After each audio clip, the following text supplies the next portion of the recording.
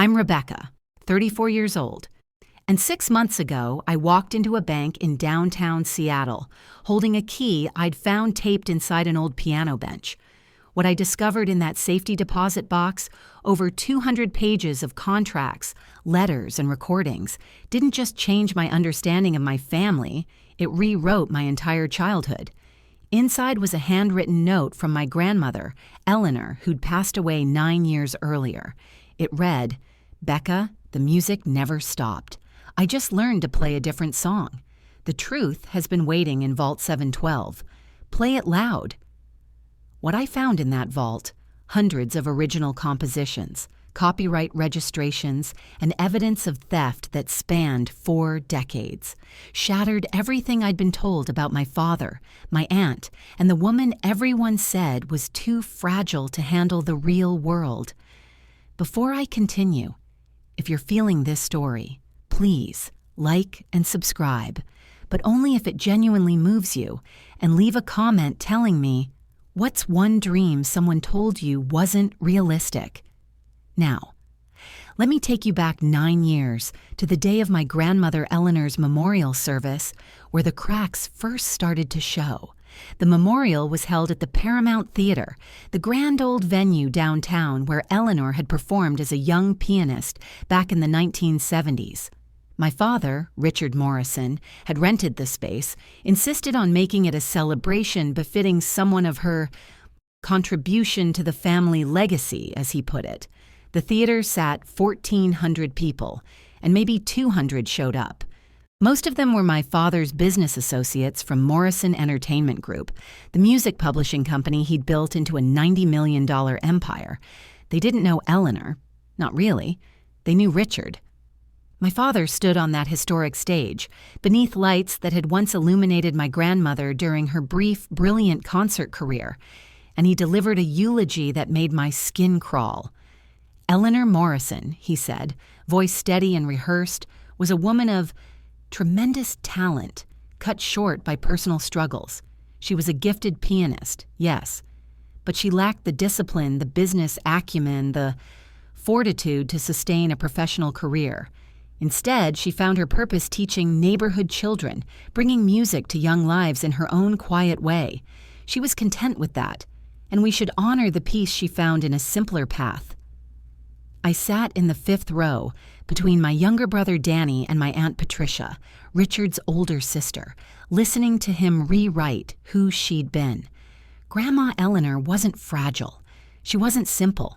She'd studied at Juilliard, performed with the Seattle Symphony at 23, composed pieces that music critics called hauntingly original. Then, when I was 6 and she was 52, she just stopped performing. Stopped composing, supposedly, opened a small piano studio in her home, and taught scales to kids like me for $30 an hour.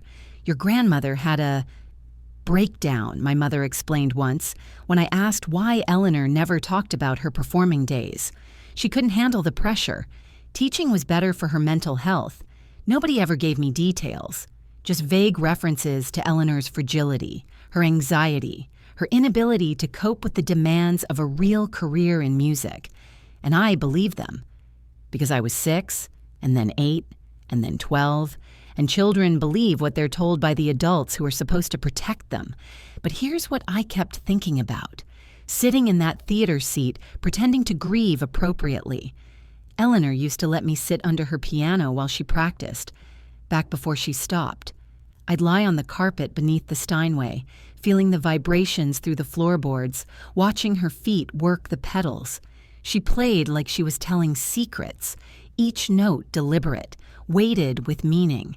And after she stopped performing, after she became just a piano teacher in everyone else's eyes, she still played, late at night, when she thought I was asleep during sleepovers at her house. I'd hear her through the walls, playing pieces I'd never heard before, music that sounded like longing and rage and hope all tangled together. When I asked her once why she didn't write those songs down, she smiled. A sad, knowing smile I didn't understand then. "Some music isn't meant to be written down, Becca," she said. "Some music you keep locked up safe until the right person knows how to listen." I didn't know then that she'd been documenting everything for decades, building an archive, collecting evidence of theft that started before I was even born. I only knew that the woman who'd taught me Chopin and Debussy, who'd told me I had a composer's heart, was gone. And with her went the only person who'd ever made me feel like I could be more than Richard Morrison's disappointing daughter. To understand what happened next, you need to understand the Morrison family dynamics. My grandfather, James Morrison, died when my father was 28, back in 1983. He'd been a talent scout, a small-time music manager who never quite made it big. He left behind 3 kids: Richard, the ambitious one; Patricia, the practical one; and Eleanor, the youngest, who was already making waves as a concert pianist and composer. There was no inheritance, no family business to pass down, just debts and a dusty office in a building that smelled like old carpet and broken dreams. Richard, freshly graduated from business school, saw an opportunity.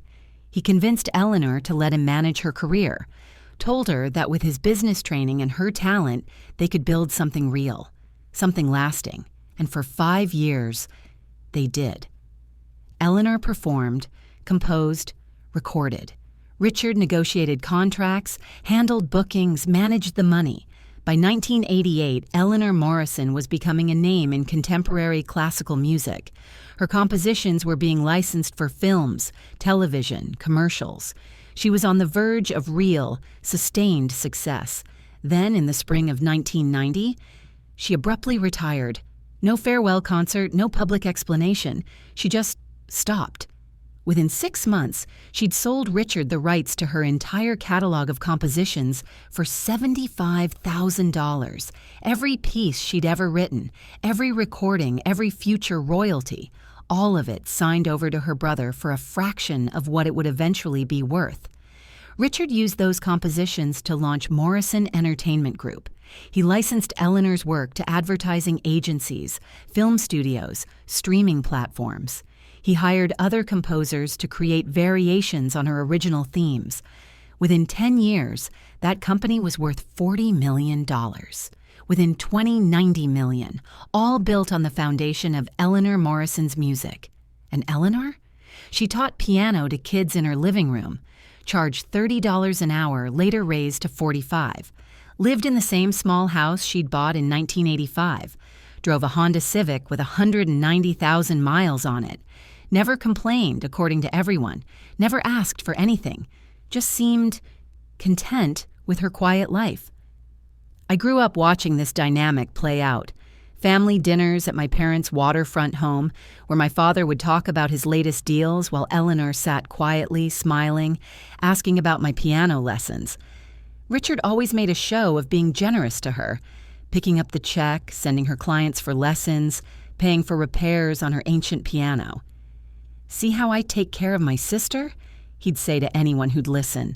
"Family first, always." I was raised to believe that my father was a self-made success, that he'd built Morrison Entertainment from nothing through hard work and business savvy, that Eleanor's early career had been a flash in the pan, cut short by her own limitations, that his success and her ordinariness were both natural outcomes of who they fundamentally were. I was also raised to believe that I'd inherited Eleanor's weakness. "You're creative, like your grandmother," my father would say, not unkindly, but with a kind of resigned disappointment. "But you need to be practical, Becca. The world doesn't reward dreamers. It rewards people who execute." I went to college for music composition, lasted 1 semester before my father sat me down and explained, gently but firmly, that I was making Eleanor's mistake. "You're setting yourself up for disappointment," he said.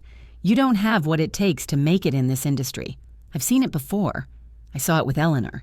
The talent is there, maybe, but not the drive, not the resilience. Switch to business, get a practical degree, and I'll bring you into the company. Otherwise, you're on your own." I switched to marketing, graduated with a degree I didn't care about, spent the next 12 years working at Morrison Entertainment in increasingly mid-level positions. marketing coordinator, then senior coordinator, then associate director of brand partnerships, making $68,000 a year at a company my father owned, watching my younger brother Danny, business degree from USC, rise to vice president by age 29. Your sister's doing well, I'd hear my father tell people at company events. She's comfortable in a support role. Not everyone needs to be a leader.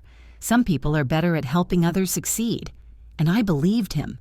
Because when you hear something enough times from someone who's supposed to know you better than anyone, it becomes true, doesn't it? It becomes the story you tell yourself. But Eleanor never treated me like I was limited. Every Sunday, I'd go to her house for piano lessons, even after I'd given up on music school, even when I was working full-time at my father's company. She'd teach me new pieces, listen to the little compositions I still wrote in secret. She never said I should quit my job, never told me I was wasting my potential. She just kept teaching me, kept showing me that music mattered, kept treating me like someone who had something worth expressing. The last time I saw her was 3 weeks before she died. I brought her dinner, pasta from the Italian place she loved. We ate in her kitchen, the same kitchen where I'd practiced scales as a kid, and she asked me a question that seemed to come from nowhere. "Becca," she said quietly, "if you found out something about our family, something that changed how you saw everything, would you want to know? Even if it meant losing people you love?" I remember laughing nervously. "That's dark, Grandma. What are you talking about?" She studied me for a long moment, her pianist's fingers folded together on the table. "Just, if I left you something important, promise me you won't ignore it. Promise me you'll be brave enough to look." "Of course," I said, not really understanding. "I promise." She died 2 weeks later. Heart attack, sudden and complete. She was 71 years old.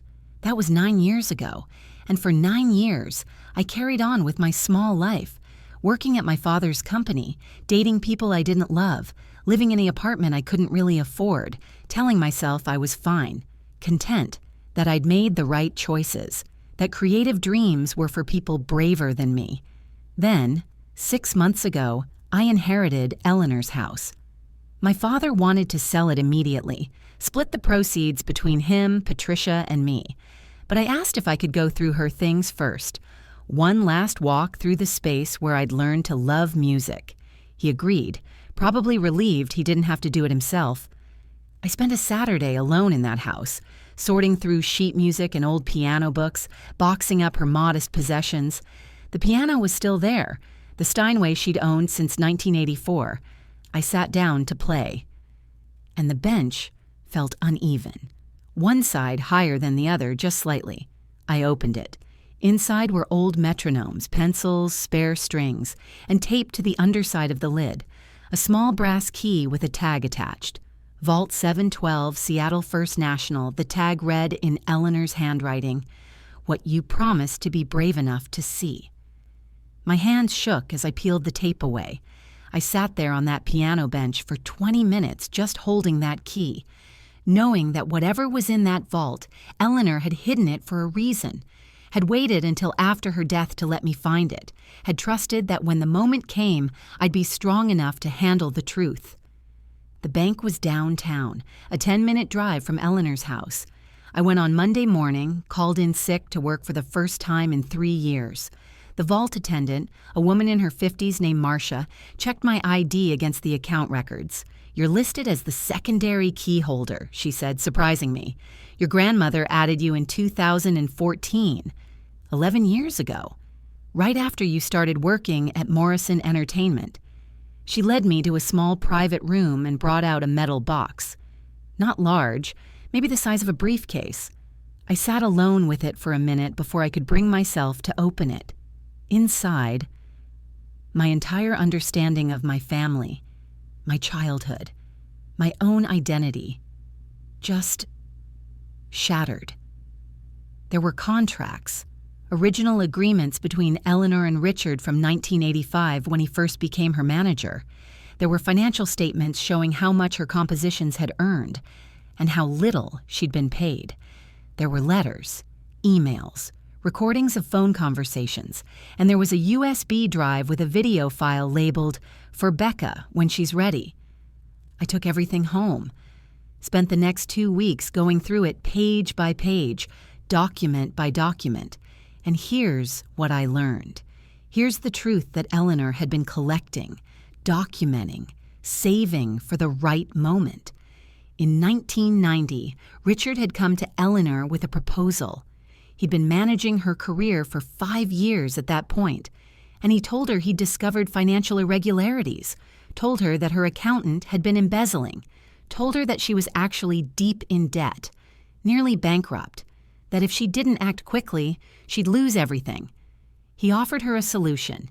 He'd buy the rights to her entire catalog for $75,000, enough to cover her debts, he said, and give her a fresh start. In exchange, he'd take on the financial risk, the burden of managing the licensing and royalties. She'd be free to focus on teaching, on living a quiet life without the stress of a performance career that was destroying her mental health. And Eleanor, who trusted her brother completely, who was already exhausted by years of touring and performing and the pressure of being the family's success story, she signed. She gave him everything. Except, and this is where it gets dark, there was no debt. There was no embezzlement. Eleanor's accountant was legitimate, and Richard had fired him immediately after Eleanor signed the contract, then destroyed the financial records that would have shown she was actually profitable and solvent. The proof was in Eleanor's safety deposit box. Copies of her original financial statements, letters from her accountant warning her that Richard was misrepresenting her finances, bank records showing consistent deposits from licensing deals. Eleanor hadn't been broke. She'd been on the verge of real wealth, and Richard had lied to steal it from her. But that wasn't even the worst part. The worst part was what came after. Over the next 30 years, Richard built Morrison Entertainment Group into a $90 million company, almost entirely on the foundation of Eleanor's compositions.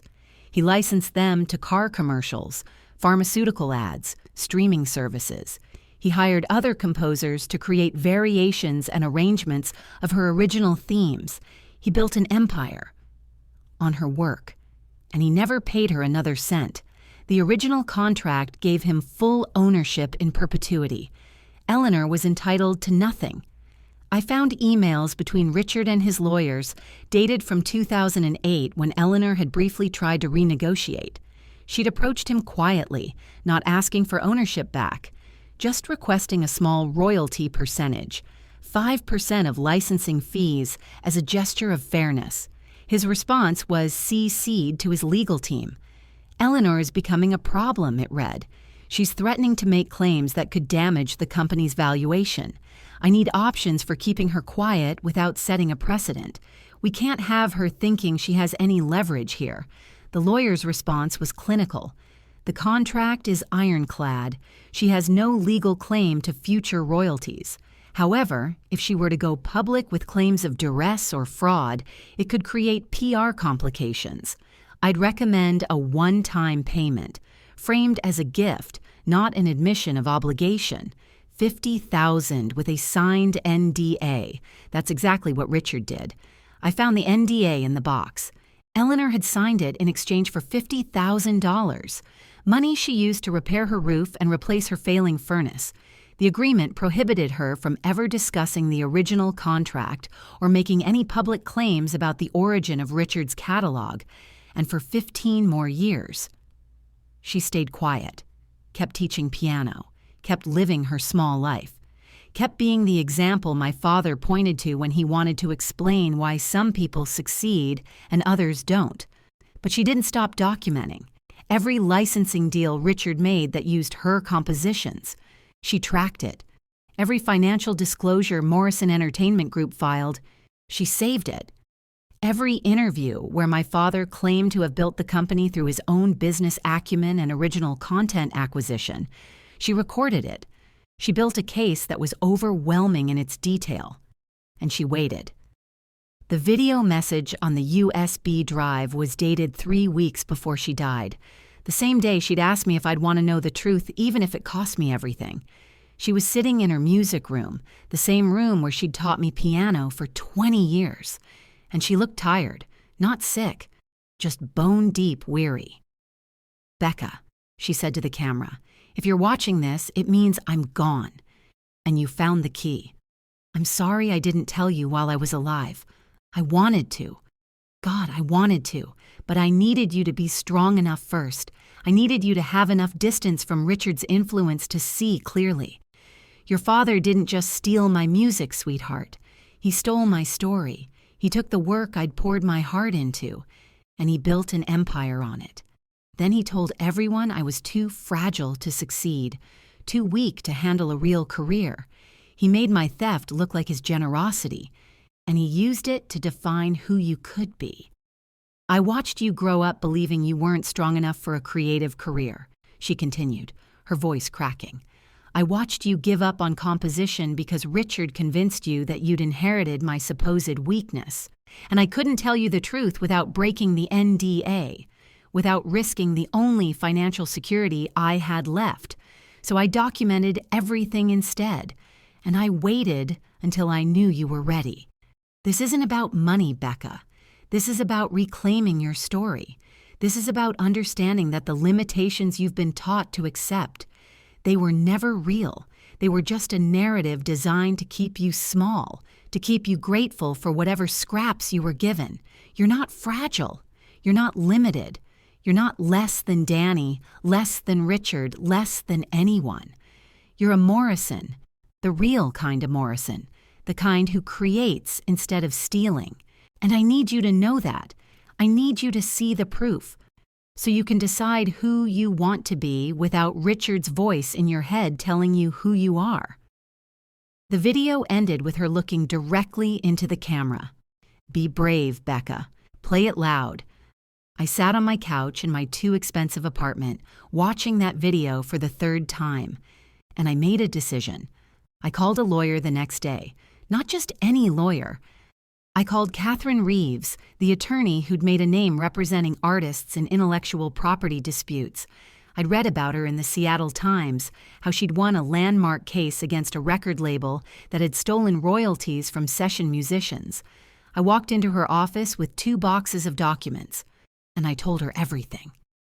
She listened without interrupting, taking notes on a legal pad, her expression growing grimmer with each revelation. When I finished, she sat back in her chair and let out a long breath. "This is comprehensive," she said finally. "Your grandmother did extraordinary work here. The documentation is meticulous, and if even half of this holds up in court, your father is facing serious consequences." "What kind of consequences?" I asked. She ticked them off on her fingers. "Fraud, breach of fiduciary duty, unjust enrichment, potentially wire fraud if we can prove he used electronic communication to facilitate the deception, civil damages in the tens of millions, possibly criminal charges depending on what the prosecutors find." I felt my stomach drop. He's my father. Catherine looked at me steadily. "And he stole from his sister for 30 years, then used that theft to control your career and your self-perception. What do you want to do, Becca?" I thought about Eleanor, playing piano late at night when she thought no one could hear. I thought about all the years she'd spent teaching children for $45 an hour while Richard bought waterfront property and sent Danny to private school. I thought about every time my father had told me I wasn't capable enough, wasn't driven enough, when all along he'd been profiting from the work of a woman he'd systematically undermined and erased. "I want justice," I said, "for Eleanor. And for me." We filed suit 3 weeks later. The case was Morrison Estate versus Morrison, representing Eleanor's intellectual property rights, which had passed to her estate upon her death. As Eleanor's sole heir, through a will I hadn't known existed, I was the plaintiff. The lawsuit claimed that the original contract was obtained through fraud and misrepresentation, that Richard had lied about Eleanor's financial status to coerce her into signing away her rights, that he'd violated his fiduciary duty as her manager, that he'd knowingly built a company on stolen intellectual property. We sought the return of full copyright ownership, plus damages equal to what Eleanor should have earned over 30 years. The filing made local news within 24 hours. Music mogul Richard Morrison, sued by daughter over alleged theft from late sister. The Seattle Times headline read. My phone started ringing immediately. My mother, hysterical. Danny, confused and angry. Patricia, who I hadn't spoken to in months, demanding to know what I thought I was doing. And Richard. Richard sent his lawyer to my apartment that same night. A man named Gordon Pratt, early 60s, expensive suit, the kind of attorney who makes problems disappear for wealthy clients. He sat in my living room and tried to explain, in the most condescending way possible, why I was making a terrible mistake. Becca, he said, using my first name without permission like we were old friends, I understand you're grieving your grandmother, but you're being manipulated by an opportunistic attorney who sees a payday. Your father built Morrison Entertainment through decades of hard work. The contract with Eleanor was legitimate, a business transaction between consenting adults. She was happy with the arrangement. She was lied to, I said quietly. He sighed like I was a child who didn't understand basic concepts. The world of contracts is complicated. Your father gave Eleanor stability when she was struggling. He paid her more than the catalog was worth at the time. $75,000 for compositions that generated $90 million in revenue? I interrupted. That's fair to you? The value was speculative in 1990, he countered. Nobody knew those pieces would become so commercially successful. Richard took the financial risk. Based on a lie, I said, my voice getting stronger. He told her she was bankrupt when she wasn't. He destroyed financial records that would have proven she was profitable. That's fraud, Mr. Pratt. And I have the documentation to prove it. His expression hardened. If you pursue this, you're destroying your father. You're destroying your family. Danny's career at the company, your mother's standing in the community. Everything will be collateral damage. Is that what Eleanor would have wanted? To see the family torn apart? I stood up. I think this meeting is over. You can see yourself out. He left, but not before warning me that Richard would fight this with everything he had, and he did. His legal team filed a motion to dismiss, claiming the statute of limitations had expired. Catherine countered that the fraud had been actively concealed, that the clock didn't start until the fraud was discovered, which was 6 months ago when I opened the safety deposit box.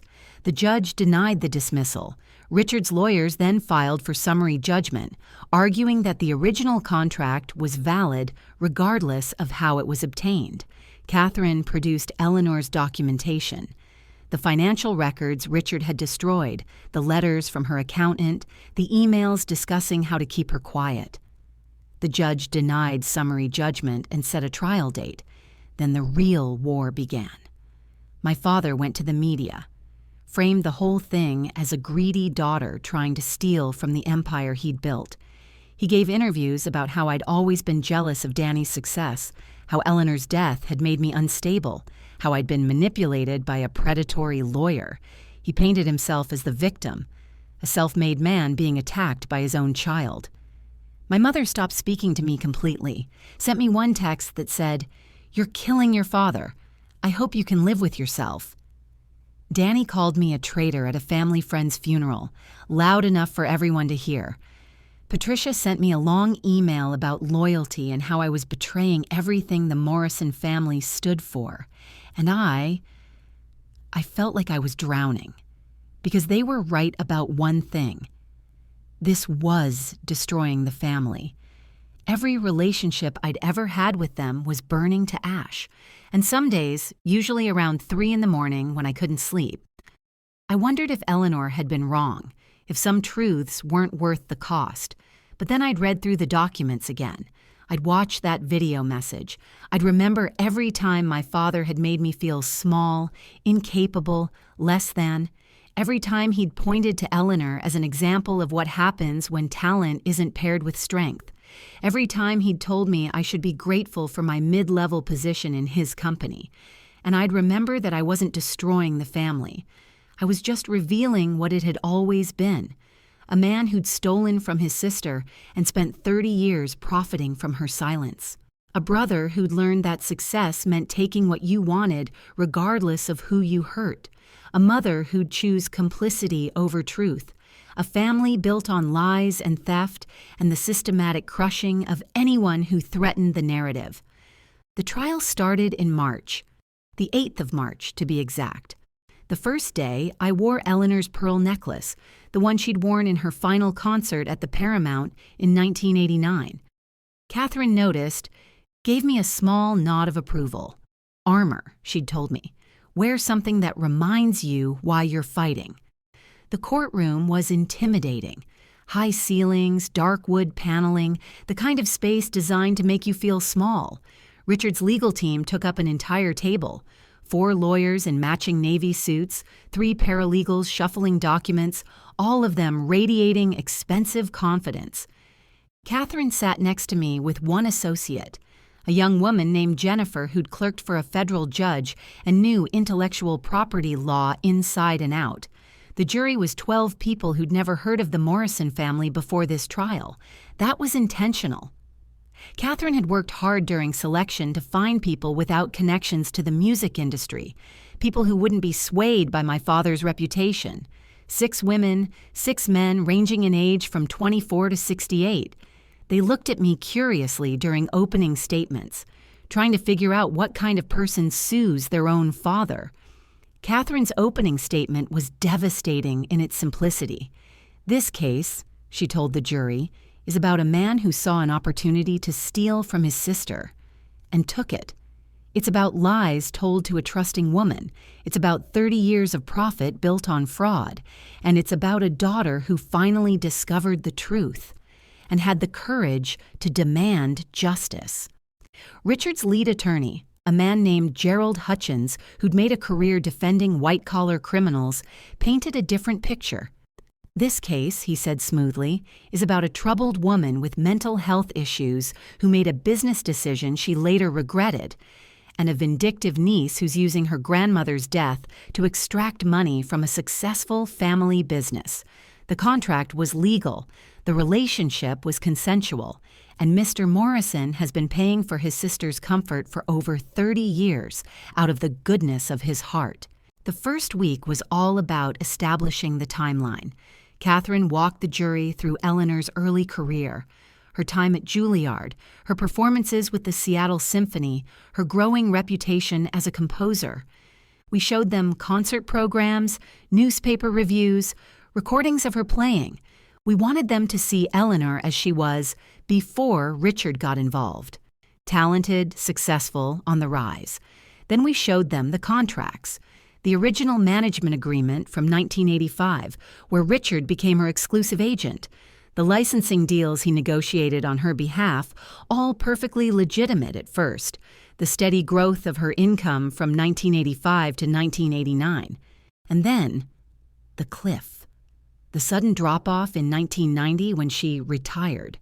Jennifer presented the financial records, the real ones that Eleanor had kept, that showed her actual status in early 1990. Total assets, $218,000. Annual income from licensing, $93,000. Debts, $21,000, mostly a car loan and credit cards she paid off monthly. She wasn't rich, but she was solvent, stable, on her way to real financial security. Compare that, Catherine said, to what Richard told her. She pulled up an email Richard had sent to his lawyer in March of 1990. "I've convinced Eleanor that she's nearly bankrupt," it read. "The accountant is the perfect scapegoat. She trusts him completely, so when I tell her he's been stealing, she'll believe it. I'm preparing a buyout offer for her catalog. $75K should seem generous given her supposed debts. Once she signs, we'll have the foundation for everything we've discussed." The jury's faces. I watched them reading that email on the courtroom screens, watched the realization dawn. This wasn't a misunderstanding. This wasn't a business deal gone wrong. This was calculated, premeditated fraud. The second week brought Eleanor's former accountant, Arthur Pemberton, now 73 years old and long retired. He testified in a quiet, precise voice about the day Richard fired him.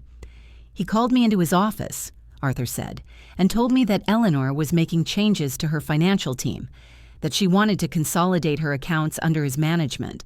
I asked if I could speak with her directly to confirm.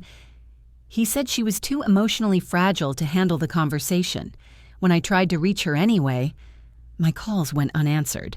Later, I learned he'd told her I'd been embezzling, that I was the reason she was supposedly in debt." "Did you ever embezzle from Eleanor Morrison?" Catherine asked. "Never," Arthur said firmly. "Not 1 cent. Her accounts were clean, properly managed, and growing. I have the records to prove it." "And where are those records now?" Catherine asked. Arthur pulled out a worn leather portfolio. "I kept copies of everything," he said. "When a client fires you and accuses you of theft, you protect yourself. I never destroyed these, even after 35 years. Something about the whole situation felt wrong. Richard's lawyers tried to discredit Arthur, suggested his memory was faulty, that his records were unreliable, but the numbers matched Eleanor's copies exactly. Down to the penny, 2 sets of records kept independently for 3 decades, telling the same story. Eleanor hadn't been broke. Richard had lied. Week 3 brought the musicologists. Dr. Sarah Chen, a professor at Berklee College of Music, analyzed Eleanor's original compositions and compared them to the pieces Morrison Entertainment had licensed over the years. Her testimony was technical, but devastating.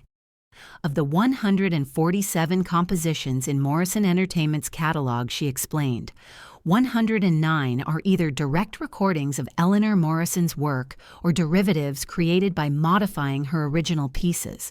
She pulled up side-by-side comparisons. Eleanor's original Coastal Suite from 1987 next to a piece Morrison Entertainment licensed to a pharmaceutical company in 2014 for $2.3 million. The second piece was listed as composed by R. Morrison and Associates. But it was Eleanor's work with minor changes. Different instrumentation, slightly faster tempo, but the melodic structure, the harmonic progression, the emotional core, all Eleanor. We showed the jury dozens of examples like this. Pieces Eleanor had composed in the 1980s, registered under her name with the Copyright Office, then repackaged, relicensed, and attributed to my father's company. It was systematic theft, carried out over decades. The financial expert testimony came in week 4. Dr. Martin Kowalski, an economist who specialized in intellectual property valuation, calculated what Eleanor should have earned if she'd retained her copyrights. He went licensing deal by licensing deal. Car commercials, pharmaceutical ads, film placements, streaming platforms, conservative estimate, $42 million. The $75,000 Richard paid her in 1990 represented roughly 0.11% of the conservative value. Think of it this way, Dr. Kowalski explained to the jury. Imagine you own a house worth $1 million. Someone convinces you that the house is worthless, that you need to sell immediately. They offer you $1,100. You take it because you trust them. And then they turn around and sell that house for its true value.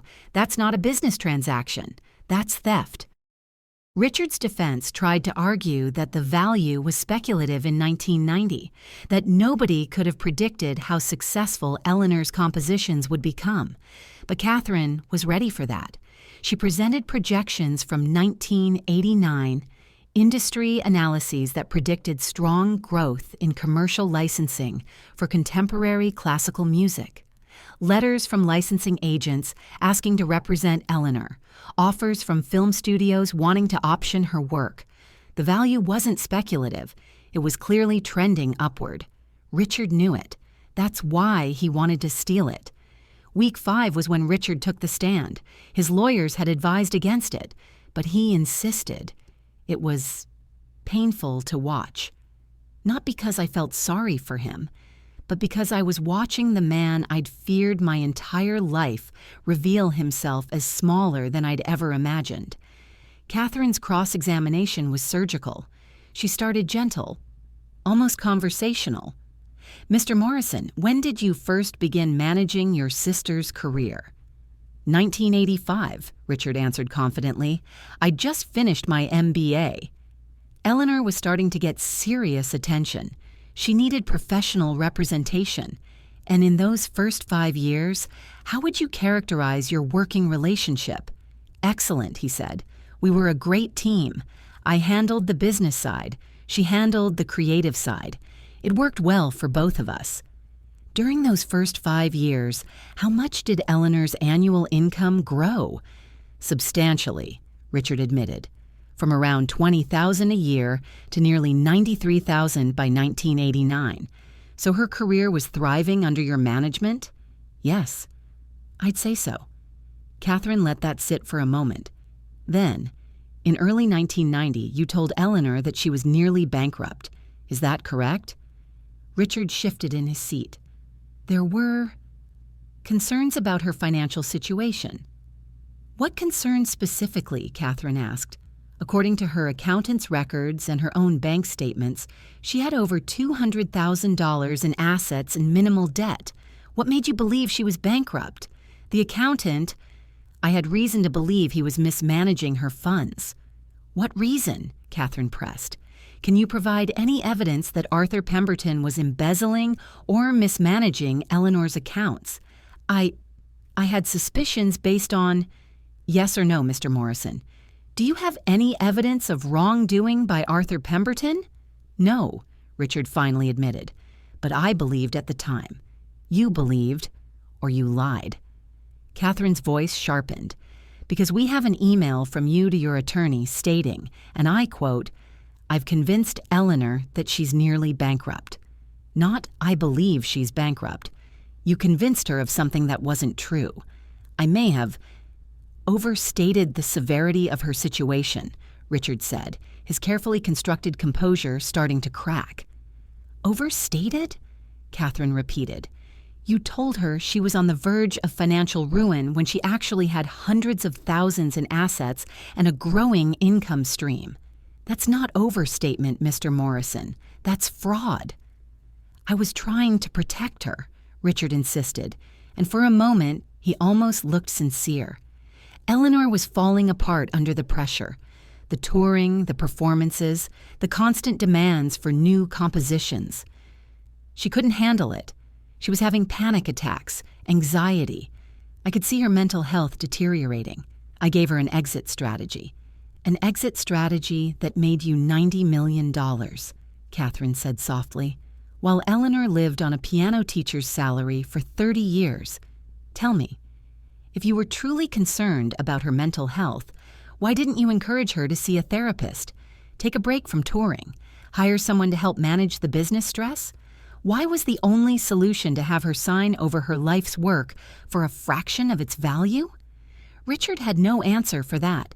He sat there in the witness box, opening and closing his mouth like a fish out of water. And the jury saw it, saw him exposed, saw the truth he couldn't talk his way around. Catherine played the recordings next. Conversations Eleanor had secretly recorded in the months after she signed the contract. Conversations where Richard discussed with his business partners how he'd acquired the Morrison catalog. One conversation in particular made the jury lean forward in their seats. It was dated June of 1990, 3 months after Eleanor signed. Richard was talking to a potential investor. "The beauty of it," his voice crackled through the courtroom speakers, "is that I own it all outright. My sister, bless her heart, she didn't have the stomach for the business side, signed everything over for a song, literally. Now I can build something real without worrying about her changing her mind or wanting a bigger piece of the pie. It's clean. It's mine." The investor's voice responded. "She's okay with that? Giving up everything she created?" "She doesn't understand what she created," Richard's voice said dismissively. "She's an artist. She thinks in terms of music and emotion. I think in terms of intellectual property and licensing streams. She's teaching piano to 7-year-olds now, perfectly happy, and I'm building an empire." The jury heard it, heard the contempt in his voice, heard him admit, in his own words, that he'd taken advantage of Eleanor's trust, that he'd built his empire on her work while she taught children in her living room, that he'd never intended to treat her fairly. When Catherine rested the prosecution case, the courtroom was silent. Richard's lawyers put on their defense, character witnesses who testified about his philanthropy, his business acumen, his generosity to family. But it felt hollow after everything the jury had heard, like trying to paint over rot.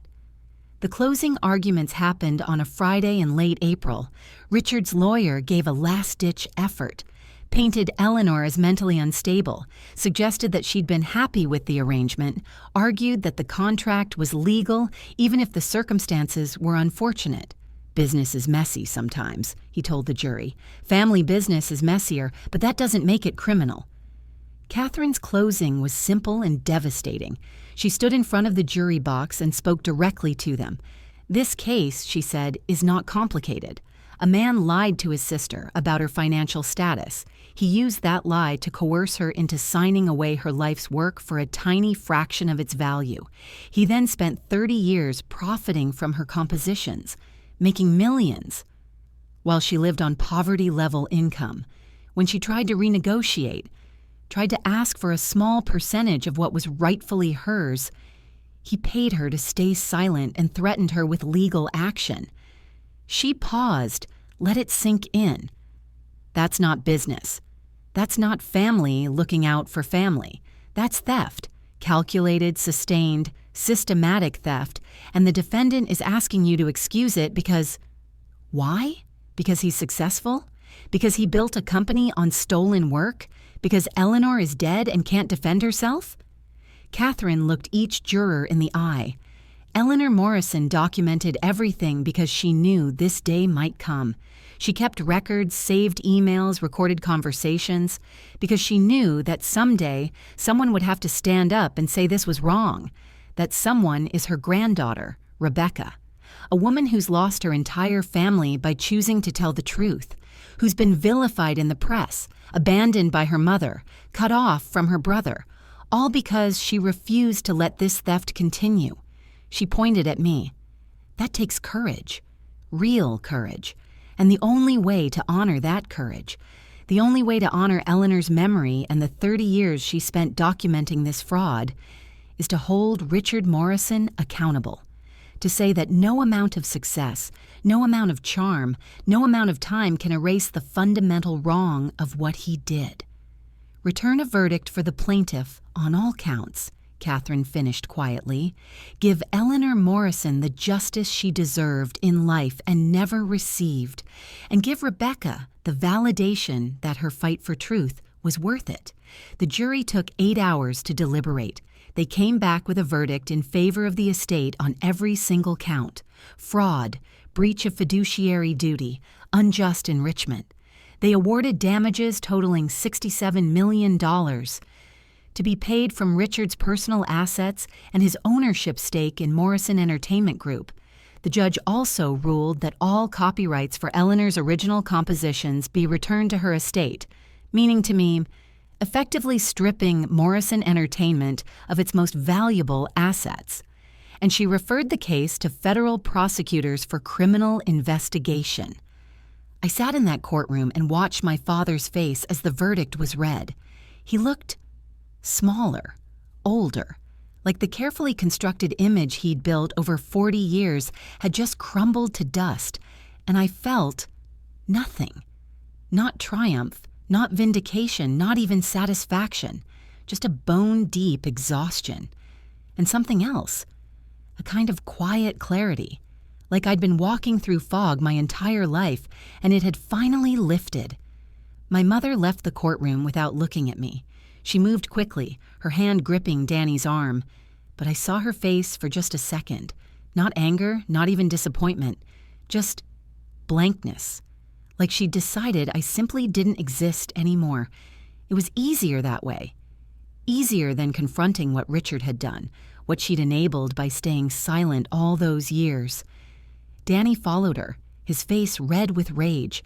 He'd sat through 6 weeks of testimony, heard the recordings, seen the emails, watched Richard admit on the stand that he'd lied to Eleanor. And still, he chose to see me as the villain, because accepting the truth meant accepting that his entire career, his position, his identity as the golden child of Morrison Entertainment, all of it had been built on theft. That's a hard thing to swallow when you're 31 years old and suddenly unemployed. Patricia tried to approach me in the hallway outside the courtroom. I saw her pushing through the crowd of reporters and spectators, her face uncertain, almost pleading, but I walked past her. I had nothing left to say to any of them. Catherine understood. She touched my elbow gently, steered me toward the side exit where her car was waiting. The media circus that followed was intense. Daughter wins $67 million in fraud case against music mogul father, the headline screamed. My face was on the local news, the business channels, even a few national outlets picked up the story. Family betrayal in the music industry. Morrison empire built on stolen compositions. How one woman exposed decades of fraud. They wanted interviews, dozens of them. Morning shows, podcasts, documentary producers. Everyone wanted to know how it felt to destroy my father, how it felt to tear apart my family, whether I had any regrets. Catherine fielded the requests, turned down most of them. You don't owe them your story, she told me. You don't owe them anything. But I did do one interview with a journalist named Maria Santos who'd been writing about intellectual property theft in the creative industries for years. She came to Eleanor's house. We sat in the music room where Eleanor had recorded that final video, and Maria asked me the question everyone wanted answered. Was it worth it, Rebecca? Losing your family, your mother, your brother, all of it. Was the money worth that cost? I thought about it for a long moment. The money isn't the point, I told her. It never was. If Eleanor had wanted me to have money, she could have left me her house, her savings, whatever she had. But what she left me was truth. She left me proof that I wasn't the problem, that the voice in my head telling me I wasn't good enough, wasn't strong enough, wasn't Morrison enough, that voice was a lie. And yeah, exposing that lie cost me relationships with people who I thought loved me. But here's what I learned. They didn't love me. They loved the version of me that stayed quiet, that accepted my place, that didn't ask questions. And I don't need that kind of love anymore. The settlement, after legal fees and taxes, came to $59 million. It hit my account on a Tuesday in late May, and I sat at my kitchen table staring at the bank app on my phone for 20 minutes, all those zeros. Enough money to never work again, to live anywhere, do anything. But the strangest thing happened when I saw that number. I didn't feel rich. I felt free. Free from the constant low-level anxiety about rent, about bills, about whether I could afford to fix my car when it inevitably broke down. Free from having to calculate every purchase, every choice in terms of financial risk. And that freedom, it changes how you move through the world, how you make decisions, how you value your own time and energy. I could walk away from anything that didn't serve me, and I'd still be okay. That's a power most people never get to experience. The first thing I did was hire a financial advisor, a woman named Sharon Emery who specialized in helping sudden wealth recipients avoid the pitfalls that destroy lottery winners and inheritance recipients. We set up trusts, diversified investments, created a budget that allowed for generosity without recklessness. Sharon's first advice was simple but profound. Don't make any major decisions for 6 months, she said. Let yourself adjust. Let the shock wear off. Then decide who you want to be. So I waited, kept living in my apartment, kept driving my 7-year-old Subaru, kept my routine mostly the same. And in that waiting, I started to understand what I actually wanted. Not what Richard had told me I should want. Not what would make my mother proud. Not what would prove anything to anyone. Just what would make me feel like I was honoring Eleanor's gift.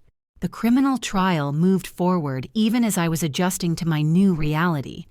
Federal prosecutors were very interested in the evidence Catherine had presented. You used the legal system as a weapon to keep her quiet, and when she died, you attempted to bury the truth with her. She paused. This court sentences you to 15 years in federal prison, with eligibility for parole after 10 years. You'll also be permanently barred from serving as an officer or director of any publicly traded company. I hope you use your time in prison to reflect on the damage you've caused, not just to Eleanor Morrison, but to your daughter, your son, everyone who trusted you. 15 years. He'd be 82 when he was released, if he lived that long. I watched the marshals lead him away in handcuffs, and I still felt nothing. No satisfaction, no joy, just closure. The system that had failed Eleanor while she was alive had finally acknowledged the wrong. Too late for her, but not too late for the truth. My mother didn't attend the sentencing. She'd moved to Arizona shortly after the civil trial ended. Bought a small condo in Scottsdale with money from selling the house she and Richard had shared. She sent me one email after the criminal verdict. "I hope you're happy now," it said. "You've destroyed him completely. He'll die in prison because of you. I hope you can live with yourself." I read it 3 times, typed out a response 4 different times, and deleted each one. Finally, I sent something simple. "He destroyed himself, Mom. I just stopped pretending it hadn't happened. I'm sorry you can't see the difference." She never responded.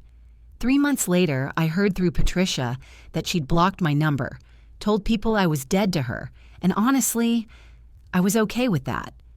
Because the alternative was continuing to twist myself into shapes that might earn her approval, continuing to accept crumbs of affection from people who'd never really seen me, and I was done with that. I quit my job at Morrison Entertainment, obviously. The company had been sold to an investment firm that was gutting it for parts. Most of the employees lost their jobs, including Danny. But I'd made my decision months before. I was done working for other people's dreams, done being the support staff for someone else's vision. Starting my own music licensing company felt terrifying and right in equal measure. I rented a small office in Capitol Hill, just 2 rooms and a shared reception area, hired Maya Chen, one of Eleanor's former piano students who'd gone on to study music business, hired David Park, a licensing agent who'd left a major label after getting disgusted with how artists were treated, and we built something from the ground up, Morrison and Chen Music Licensing. The name was deliberate. Morrison for Eleanor, Chen for Maya. A company built on fairness, transparency, and treating composers like the creators they were instead of resources to be mined. Our first client was a young film composer named Jasmine, who'd been offered a terrible deal by a major studio. We renegotiated her contract, and she cried when she signed. "Nobody's ever fought for me like this," she said. "We're small." 18 months in, we represent 43 composers, have licensed work to 12 films and about 24 commercials. We're profitable, but not rich, and I don't care. Because every contract we sign, every licensing deal we negotiate, it feels like honoring Eleanor, like saying her story mattered, like proving that you can build something successful without stealing, without exploitation. The Eleanor Morrison Scholarship for Women Composers launched 6 months after the settlement. I endowed it with $10 million, enough to fund full-ride scholarships for 10 women every year. The application process is simple. Write us about your music, about your struggles, about what you'd do if money wasn't an obstacle. No GPA requirements, no test scores. Just tell us who you are and what you're fighting against. The first year, we received 847 applications. I read every single one. Women who'd been told they weren't talented enough, disciplined enough, serious enough about music. Women from families that valued practical degrees over creative dreams. Women who'd given up once already and were trying to find the courage to try again. We selected our first 10 scholars in February. One of them, a composer named Aria from rural Montana, called me after she got the acceptance letter. She was crying so hard I could barely understand her. "Nobody's ever believed in me like this," she kept saying. "I know," I told her. "Eleanor knew too. That's why she made sure this existed. I kept Eleanor's house. I restored her music room exactly as she'd kept it. Her Steinway, her composition desk, her shelves of sheet music, her reading chair by the window, the photos on the walls from her performing days. It's a sanctuary now, a place where I go when I need to remember why I'm doing this. I go there most Sunday afternoons, sit at that Steinway and play. Sometimes Eleanor's compositions, sometimes my own work. And I talk to her, out loud, like she can hear me. I tell her about the scholarship recipients, about the company, about standing up to Richard and finally understanding that I was always enough. Thank you, I say every time. Thank you for seeing me. Thank you for fighting for me. Thank you for trusting that I'd be brave enough. I found something else in the safety deposit box that I haven't mentioned yet. At the very bottom, beneath all the contracts and evidence, there was a sealed envelope with my name on it. Inside was a piece of sheet music, an original composition, handwritten in Eleanor's distinctive notation. The title read, Becca's Song, composed 1998. The year I was born. Beneath the title, she'd written a note. I wrote this the day you came into the world. I knew you'd inherited the music, not the fragility they'd accuse you of, but the music, the ability to hear what others miss. I'm sorry I couldn't protect you from Richard's narrative, but I could give you the tools to write your own. Play this when you're ready. Play it loud. I performed Becca's song at a small concert last month. Just me, Eleanor Steinway, and 50 people who'd supported the scholarship fund. I played it exactly as she'd written it. And halfway through, I started crying. Not from sadness, but from finally understanding. Eleanor hadn't been too fragile for a music career. She'd been too honest for a family that valued profit over integrity, and she'd spent 30 years documenting that dishonesty, not for revenge, but because she wanted me to know the truth, to understand that the limitations I'd accepted weren't real. I don't speak to my father anymore. He's out on bail pending trial, living in a modest apartment paid for by Patricia, his assets frozen to secure the judgment. I don't speak to my mother, who chose to stand by him even after seeing the evidence. I don't speak to Danny, who still insists that I destroyed the family rather than Richard's actions destroying it. And I'm okay with that. Better than okay, actually, because I've learned that some people will never admit they were wrong because admitting it means confronting who they chose to become, and that's more terrifying than losing a daughter. Danny did email me recently, just one message 3 weeks after the trial ended. I read through all the evidence, it said. I spent my entire career at a company built on stolen work. I benefited from what Dad did. I don't know how to process that, but I'm trying. I'm in therapy. I'm working at a nonprofit music education program now. The pay is terrible, but it feels more honest than anything I've ever done. I don't expect forgiveness. I just wanted you to know, I see it now, and I'm sorry. I read that email 4 times. I still don't know if I believe him, if his transformation is real or just another performance. But I wrote back, short, simple. Good luck, Danny. Prove it over time. Maybe he will. Maybe he won't. But at least he's trying, which is more than I can say for the rest of them. If you've made it this far, I want to leave you with something Eleanor wrote in one of her journals. She wrote, "The people who truly love you will fight for you in ways you might never see. They'll collect evidence when silence is easier. They'll wait decades until you're strong enough to handle the truth, and they'll trust that when the moment comes, you'll have the courage to play your own song." I spent 34 years believing I wasn't enough, not talented enough, not strong enough, not Morrison enough. Eleanor spent 9 years after her death giving me the proof that I'd always been enough, that the problem was never me. The problem was people who measured worth in dollars and deception, who couldn't see value in anything that didn't serve their narrative.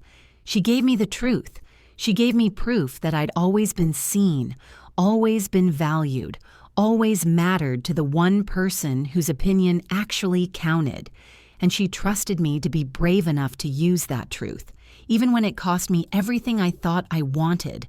That's my story. A piano bench with a hidden key, a safety deposit box full of evidence, a truth that waited 9 years to be played. If any part of this resonated with you, if you've ever been made to feel less than you are, if you've ever been told you're too fragile, too creative, too something by people who should have protected you, I want you to know this. You are enough. You have always been enough. The people who can't see that, that's their limitation, not yours, and you don't have to stay in their story. You can write your own. In the description below, you'll find links to resources about composer rights, family fraud, standing up for yourself when it costs you everything. Check them out if you want. And if you know someone who needs to hear this today, someone who's being made to feel small by people who should make them feel powerful, share it with them. I'm Rebecca Morrison, and I played the truth loud.